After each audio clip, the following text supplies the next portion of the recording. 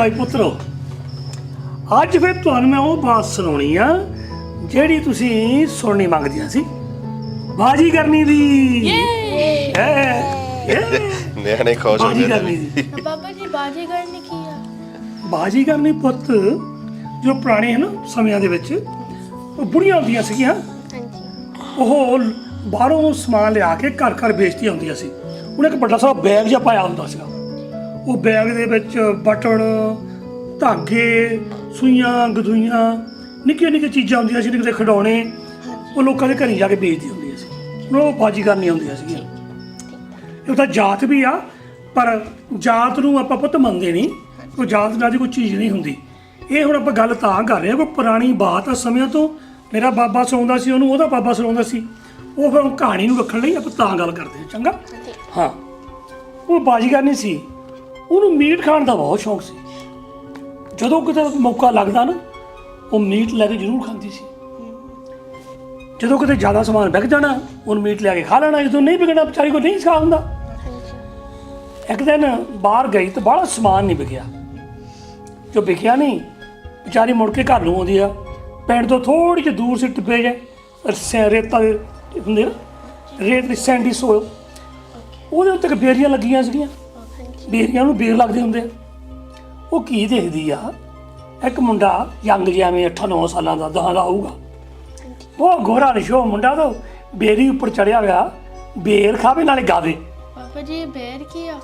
ਉਹੀ ਬੇਰੀ ਇੱਕ ਟਰੀ ਆ ਇੰਡੀਆ ਦੇ ਵਿੱਚ ਬੇਰ ਉਹਨੂੰ ਕਹਿੰਦੇ ਆ ਉਹਨੂੰ ਇਹਨਾਂ ਨੇ ਗੋਲ ਗੋਲ ਬੇਰ ਲੱਗਦੇ ਹੁੰਦੇ ਆ ਜਦੋਂ ਮੈਂ ਸੀ ਨਾ ਤੁਹਾਡੀ ਉਮਰ ਦਾ ਆਪਣੇ ਪਿੰਡ ਬਹੁਤ ਹੁੰਦੇ ਸੀ ਨੂੰ ਰੇਤਾ ਜੀ ਹੁੰਦੀ ਸੀਗੀ ਉੱਥੇ ਛੋਟੇ ਛੋਟੇ ਬੁਸ਼ ਹੁੰਦੇ ਸੀ ਉਹਨਾਂ ਨੂੰ ਬਾਹਰ ਬੇਰ ਲੱਗਦੇ ਸੀ ਬਾਕੀ ਬੜੀਆਂ ਬੇਰੀਆਂ ਵੀ ਹੁੰਦੀਆਂ ਸੀ ਉੱਚੀਆਂ ਉਹਨਾਂ ਨੂੰ ਬੇਰ ਲੱਗਦੀ ਹੁੰਦੀ ਸੀ ਅਸੀਂ ਸਾਰਾ ਦਿਨ ਬੇਰੀਆਂ ਦੁਆਲੇ ਹੈ ਨਾ ਭੱਜੇ ਫਿਰਨਾ ਖਾਂਦੇ ਫਿਰਨਾ ਇੱਦਾਂ ਹੀ ਉਹ ਮੁੰਡਾ ਬੇਰੀ 'ਤੇ ਚੜ੍ਹਿਆ ਹੋਇਆ ਤਾਂ ਬੇਰ ਤੋੜ ਕੇ ਖਾਵੇ ਨਾਲੇ ਗਾਉਣ ਡਿਆ ਉਹ ਬਾਜੀਗਰ ਨੇ ਦੇਖ ਲਿਆ ਯੰਗ ਜਿਹਾ ਮੁੰਡਾ ਆ ਅੱਜ ਮੀਟ ਮੈਨੂੰ ਮਿਲਿਆ ਨਹੀਂ ਮੈਂ ਉੱਥੇ ਚੱਲਦੀ ਕਹਿੰਦੀ ਉਹ ਰਾਹ ਤੋਂ ਥੋੜ੍ਹੀ ਹਟ ਕੇ ਸੀ ਬੇਰੀ ਉੱਥੇ ਚੱਲ ਗਈ ਉਹਨੂੰ ਕਹਿੰਦੇ ਵੀ ਕਾਕਾ ਉਹ ਕਹਿੰਦਾ ਸਮਾਈ ਕਹਿੰਦੇ ਮੈਨੂੰ ਥੋੜ੍ਹੇ ਜਿਹੇ ਬੇਰ ਹੀ ਥੱਲੇ ਛੱਡ ਦੇ ਅੱਛਾ ਕਹਿੰਦਾ ਕਰ ਮਾਈ ਝੋਲੀ ਇੱਦਾਂ ਝੋਲੀ ਘਰ ਇੱਦਾਂ ਕੱਪੜਾ ਆਪਣਾ ਨਾ ਮੈਂ ਫਿਰ ਸਿਰ ਦਿਨਾ ਕਹਿੰਦੀ ਨਾ ਵੇ ਪੁੱਤ ਨਾ ਨਾ ਨਾ ਮੇਰੀ ਤਾਂ ਝੋਲੀ ਪਾੜ ਜੂ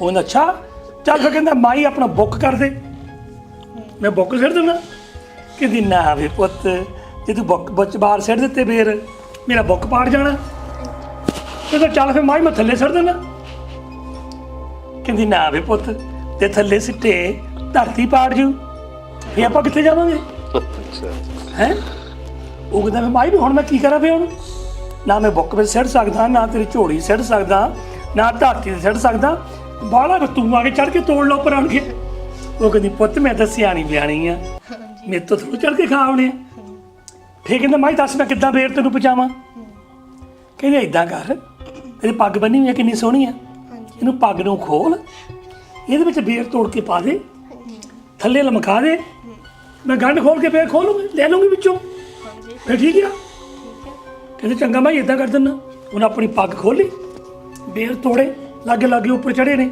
ਉਹਨੂੰ ਬੰਨ੍ਹ ਕੇ ਇਹਦਾ ਥੱਲੇ ਨੂੰ ਪੱਗ ਲਮਕਾ ਦਿੱਤੀ ਬਾਜੀਗਰ ਨਹੀਂ ਥੱਲੇ ਸੀ ਉਹਨੇ ਨਾ ਕੱਪੜਾ ਫੜਿਆ ਜ਼ੋਰ ਨਾਲ ਹੋਹਾ ਮਾਰਿਆ ਉਹ ਮੁੰਡੇ ਨੂੰ ਤਾਂ ਪੱਗ ਬੜੀ ਹੋਈ ਸੀ ਉਹ ਮੁੰਡਾ ਥੱਲੇ ਧਰਮ ਤੇ ਡਿੱਗ ਪਿਆ ਜੋ ਮੁੰਡਾ ਡਿੱਗ ਪਿਆ ਉਹ 4 ਸਵੇਰ ਦਾ ਦੇਖ ਕੇ ਮੁੰਡੇ ਨੂੰ ਚੱਕਿਆ ਜਿਹੜਾ ਬੈਗਸ ਪਿਆ ਸੀ ਉਹ 'ਚ ਥੋੜ੍ਹਾ ਸਮਾਨ ਬਾਹਰ ਕੱਢਿਆ ਵਿੱਚ ਪਾ ਕੇ ਨਾ ਗੰਢ ਦੇ ਕੇ ਆਪਣੇ ਤੇ ਲਾ ਕੇ ਦੁਆਲੇ ਉਤਰ ਪਈ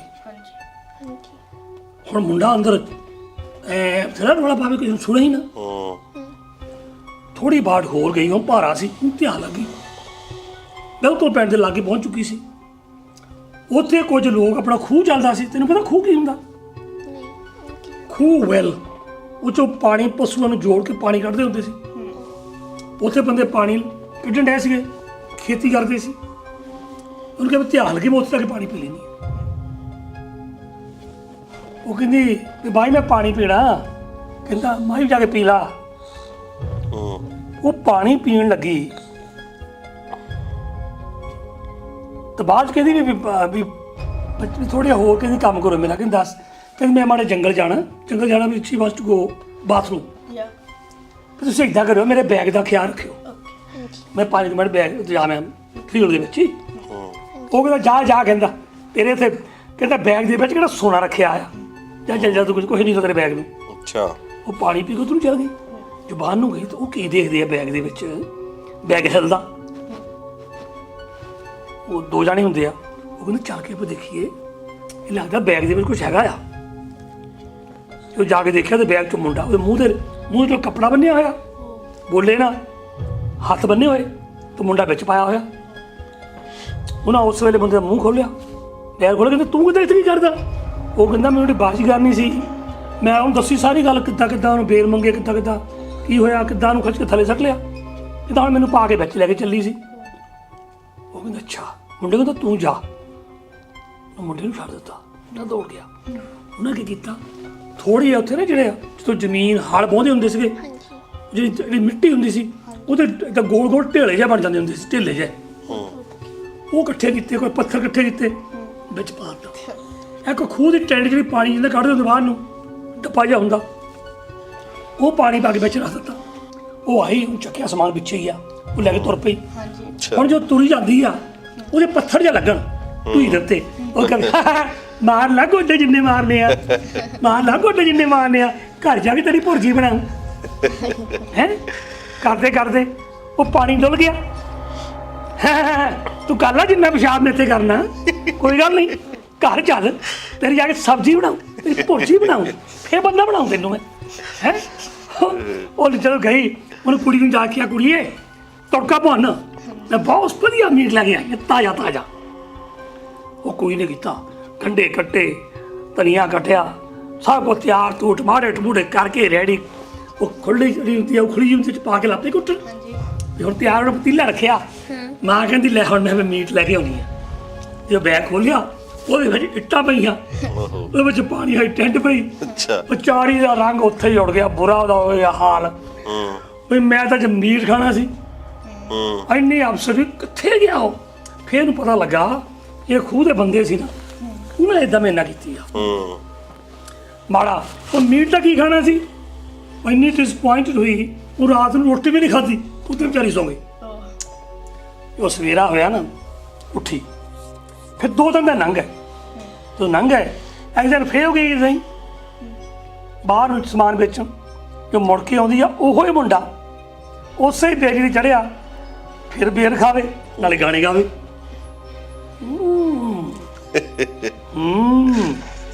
ਹੁਣ ਲੜੀ ਕੇ ਆਊਗੇ, ਹੁਣ ਮੈਂ ਜਾਣੀ ਕਹਿੰਦੀ।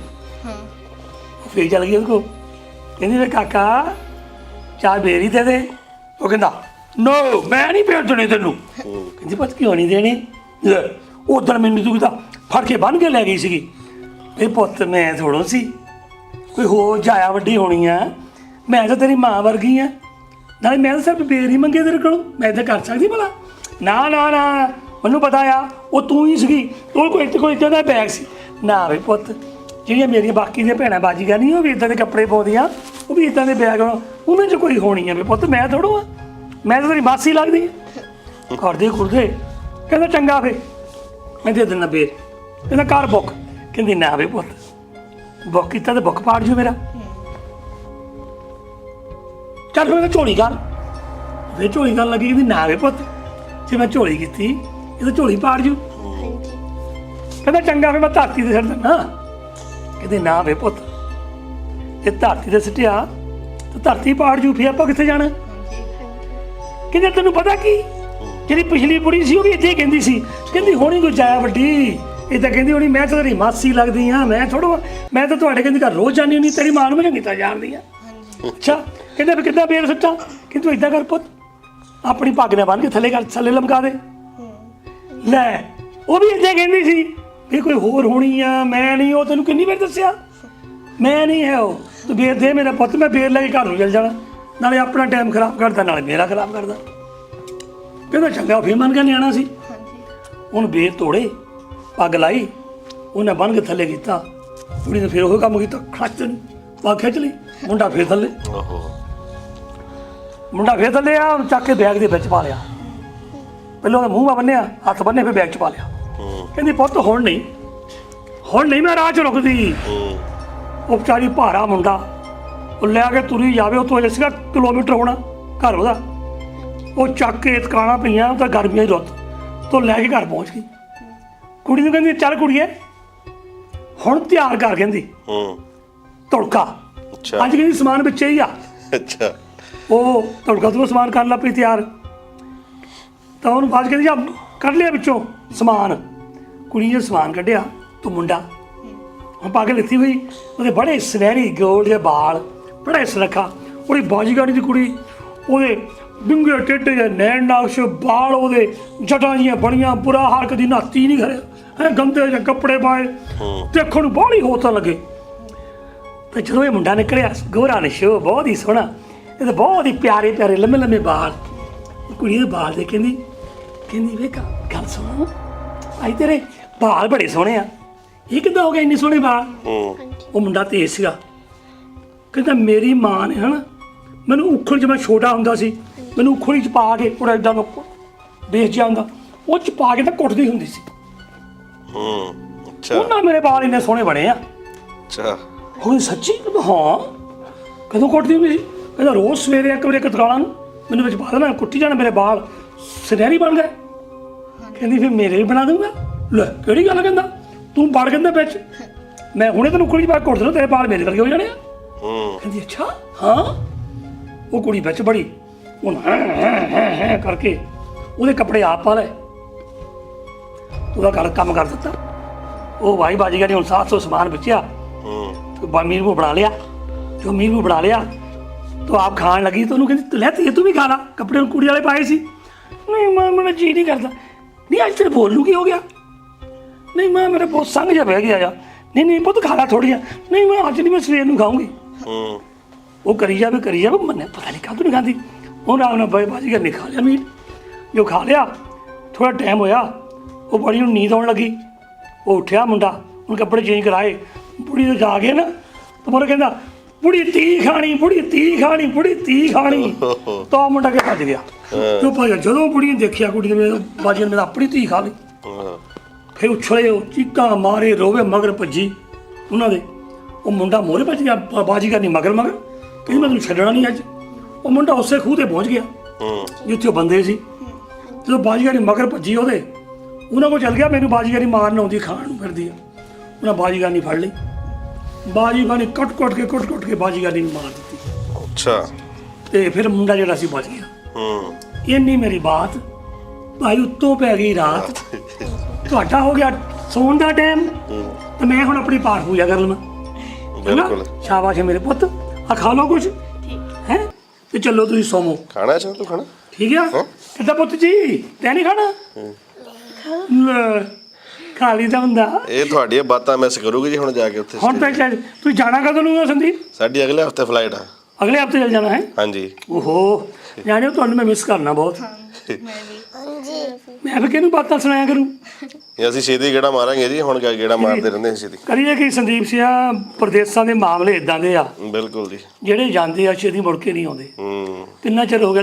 25-30 ਸਾਲ ਹੋ ਗਏ ਉੱਥੇ ਰਹਿੰਦੇ। ਮਿੱਠੀਆਂ ਜਿੱਲਾਂ ਐਵੇਂ ਨਹੀਂ ਕਹਿੰਦੇ ਇਹਨਾਂ ਨੂੰ। ਚਲੋ ਜਿੱਥੇ ਚੋਗਾ ਖਾਣਾ ਬੰਦੇ ਨੂੰ ਉੱਥੇ ਖਾਣਾ ਬਸ ਜੀ। ਠੀਕ ਆ, ਜਿਹੜੇ ਮਨਾਉਂਦੇ ਨੇ ਉਹ ਸਾਡੇ ਵੀ ਦਿਨ ਸੋਹਣੇ ਲੰਘ ਜਾਂਦੇ ਆ। ਚੰਗਾ ਪੁੱਤ, ਸਿਰੇ ਕਿ ਜਾਣਾ ਤੁਸੀਂ ਹਰੇਕ ਸਾਲ ਮੁੜ ਕੇ ਆਇਆ ਕਰੋ ਮੇਰੇ ਕੋਲ, ਤੁਹਾਨੂੰ ਬਾਤਾਂ ਸੁਣਾਇਆ ਕਰੋ। ਚੰਗਾ ਬਿਲਕੁਲ ਚੰਗਾ ਵੀ ਸ਼ਾਬਾਸ਼ ਪੁੱਤ। Good night everybody. Good night. Good night.